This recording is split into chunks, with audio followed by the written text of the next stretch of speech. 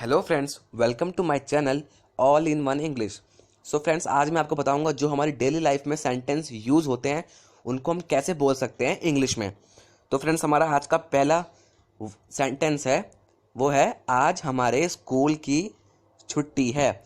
आपने देखा होगा बहुत से छोटे छोटे बच्चे जो बोलते हैं अपने मम्मी पापा से कि आज, या अपने दोस्तों से बोलते हैं आज मेरे स्कूल की छुट्टी है। तो इसको हम इंग्लिश में कैसे बोलेंगे?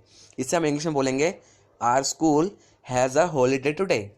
Our school has a holiday today. चलो अब चलते हैं हमारे नेक्स्ट सेंटेंस पे। तो फ्रेंड्स, हमारा नेक्स्ट सेंटेंस है मेरा तुम पर विश्वास है। मेरा तुम पर विश्वास है, इसका यह मतलब है कि मतलब मुझे तुम पर विश्वास है या मतलब यकीन है। तो इसको हम इंग्लिश में कैसे बोलेंगे? इसको हम इंग्लिश में बोलेंगे I have confidence in you. I have confidence in you.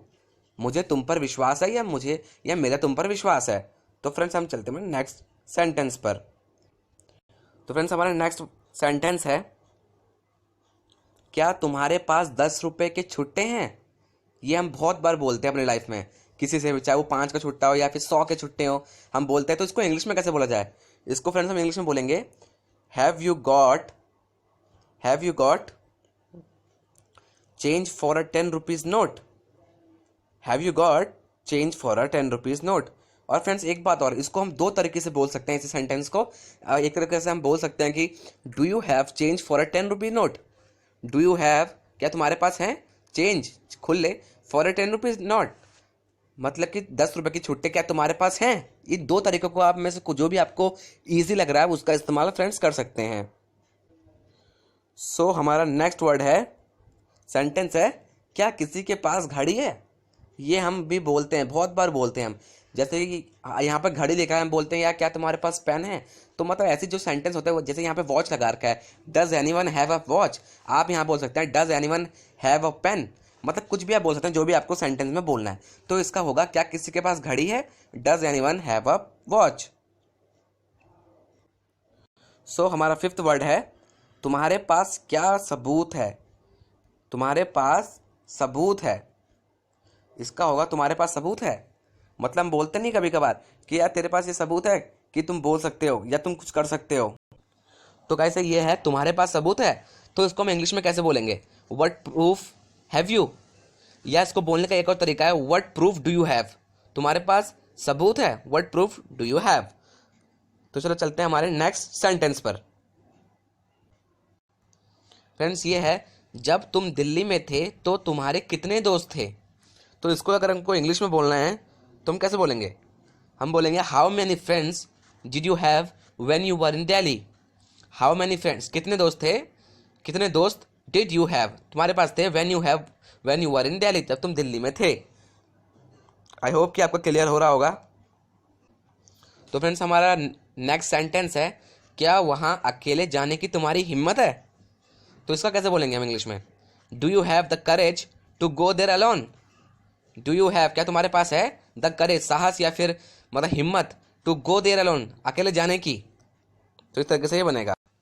Next sentence है मुझे अंदाजा नहीं है। ये तो हम बहुत बार बोलते हैं दोस्तों कि आई हैव नो आइडिया। तो इसका हिंदी में मतलब होता है या इंग्लिश में होता है मुझे अंदाजा नहीं है। आई हैव नो आइडिया मतलब मुझे किसी भी प्रकार का कुछ भी नॉलेज नहीं है इसके बारे में, जो भी चल रहा है। दोस्तों, हमारा नाइन्थ वर्ड है मुझे आज्ञा देने का तुम्हें अधिकार नहीं है। हम दूसरे बोलते हैं, मतलब वो हमें फ्री का ज्ञान दे रहे होते हैं, और हम बोलते हैं भाई तेरे को अधिकार नहीं है मुझे कुछ आज्ञा या ऑर्डर देने का। तो इसका हम इंग्लिश में बोलेंगे you have no right to order me. यहाँ पे फ्रेंड्स हमने ऑर्डर, ये राइट जो है ये हमने एज अ नाउन की तरह यूज़ किया है। ओके, तो इसका होगा you have no right to order me, मुझे आज्ञा देने का तुम्हें अधिकार नहीं है। हमारा 10th वर्ड है हमें बहुत तकलीफ हुई। हमें बहुत तकलीफ हुई, हम कभी कभार बोलते हैं जब हम किसी ट्रैवल करके आते हैं हम बोलते हैं हमें बहुत तकलीफ हुई, मतलब पूरे उसमें, या कभी बहुत बार ये वर्ड बोला, ये सेंटेंस बोला जाता है। तो इसका कैसे बनेगा? इसका बनेगा we had a lot of trouble. We had a lot of trouble.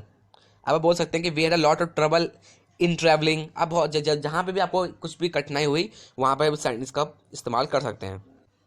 हमारे 11th वर्ड है नाश्ते के लिए क्या है। हमें बहुत बार पूछते हैं, मेरी मम्मी से किसी से पूछते हैं यार नाश्ते के लिए क्या बनाया आज। तो इसका होगा what is there for breakfast.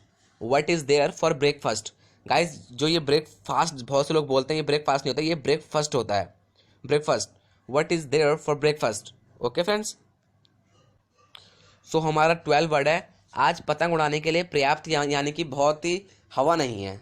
आज पतंग उड़ाने के लिए पर्याप्त हवा नहीं है, मतलब उतनी हवा नहीं है जिससे कि हम पतंग उड़ा सके। तो इसका बनेगा there is not enough wind to fly a kite today. There is not enough wind, आज यहाँ काफ़ी मतलब हवा नहीं है, to fly a kite today, तो पतंग उड़ाने के लिए आज।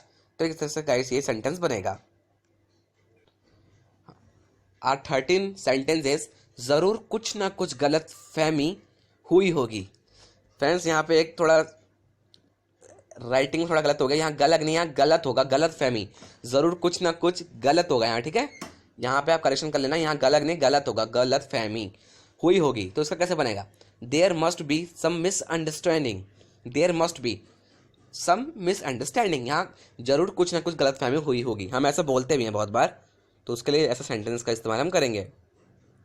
सो हमारा 14 वर्ड इज बहुत कुछ करना बाकी है। हम बहुत बार बोलते हैं, जैसे कि हमसे कोई कभी कुछ पूछता है, यार तेरा काम हो गया, तो हम बोलते हैं नहीं अभी यार बहुत कुछ करना बाकी है।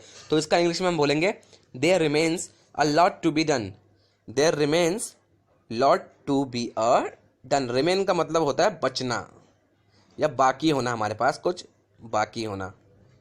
ओके फ्रेंड्स, सो हमारा last but not the least sentence है, एक समय आएगा जब तुम्हें पश्चाताप होगा, यानी कि पछतावा होगा। तो इसका इंग्लिश में हम कैसे बनाएंगे?